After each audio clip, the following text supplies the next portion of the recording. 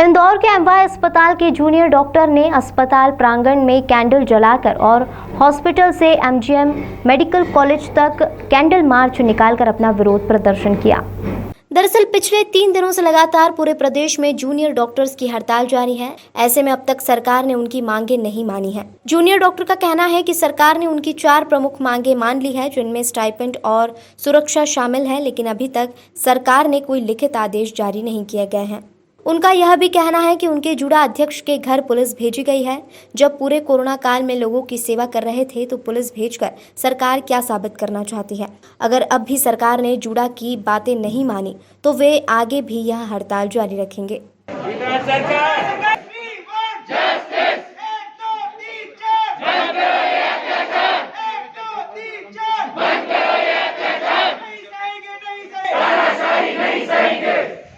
अभी तो अंगड़ाई है, आगे और लड़ाई है। हम लोगों को वोकल होना पड़ रहा है क्योंकि सरकार अभी भी तीसरा दिन खत्म होने को आया है, लेकिन सरकार की तरफ से अभी भी बातचीत की पहल नहीं हुई है।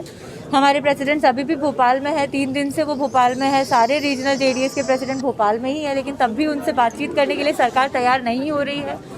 तो इसे हम क्या समझे? क्या सरकार बात ही नहीं करना चाहती है? क्या सरकार को हेल्थ डिपार्टमेंट की, पब्लिक हेल्थ की कोई चिंता नहीं है? मरीजों की बिल्कुल चिंता नहीं है? क्या वो सिर्फ और सिर्फ डॉक्टर्स पे ब्लेम करना ही अपनी नीति मानती है? हम लोग सरकार से यही चाहते हैं कि अगर आपकी तरफ से पहल हो रही है तो आप हमारे जेडीए प्रेसिडेंट्स तक क्यों नहीं पहुंच रहे? आज इस कैंडल मार्च प्रदर्शन के 2 मुख्य कारण थे। एक तो हमें सरकार के प्रति गुस्सा भी अपना दिखाना था कि हम लोग चुप नहीं बैठने वाले हैं। किसी न किसी तरीके से हम प्रोटेस्ट अब करते रहेंगे जब तक आप हम तक नहीं आते हैं।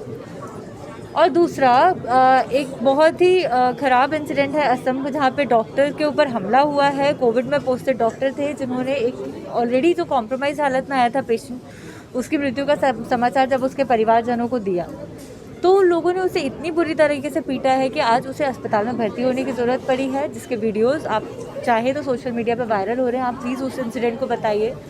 कोरोना वॉरियर्स लोग कह रहे हैं इतनी जानलेवा बीमारी है, उससे इतनी मॉर्टेलिटीज़ हो रही है। अब अगर उसके लिए अगर हम लोग कुछ खबर देते तो क्या ये तरीका है किसी डॉक्टर से बर्ताव करने का?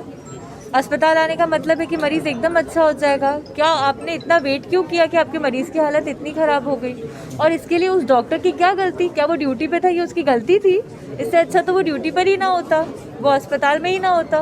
क्या माना जाए, अब लगातार आश्वासन ही मिल रहा है और इसी का कारण है कि आप जब भी आश्वासन मिलता है जूनियर डॉक्टर्स काम पे चले जाते हैं, अपनी ड्यूटी पे लौट जाते हैं, लेकिन फिर वह आश्वासन की जो सीमा टूटती है तो फिर से उन्हें स्ट्राइक करना पड़ती है।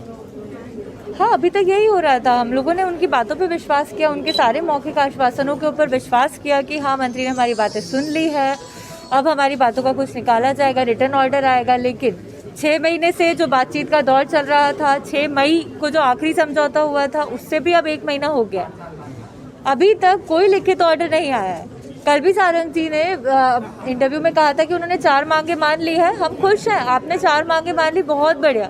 आप उसका रिटर्न ऑर्डर दे दीजिए, हम तुरंत काम पे लौट जाएंगे। हमारी बस यही दरखास्त है कि आपने जो मांगे मानी है आप उनका रिटर्न ऑर्डर दे दीजिए, हम वापस आ जाएंगे। पर ये कार्रवाई करना कहाँ तक उचित है? हमने कोई नाजायज़ मांग नहीं मानी है। हमने अपनी सिक्योरिटी और सेफ्टी को लेकर के कुछ मांगे रखी हैं, क्योंकि कोरोना काल अभी और भी बढ़ सकता है, कुछ भी हो सकता है।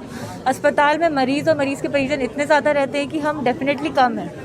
इतनी जानलेवा बीमारी है, परिवार आक्रोशित रहता है, हमारे ऊपर हमले होते हैं। इसको लेकर के हमने सुरक्षा की भी मांग करी थी, जिसको लेकर के अभी तक कुछ भी कदम नहीं उठाया जाता है। अगर ऐसे परिस्थिति में भी सरकार को दमन करना ज़्यादा उचित लगता है तो हम तैयार हैं।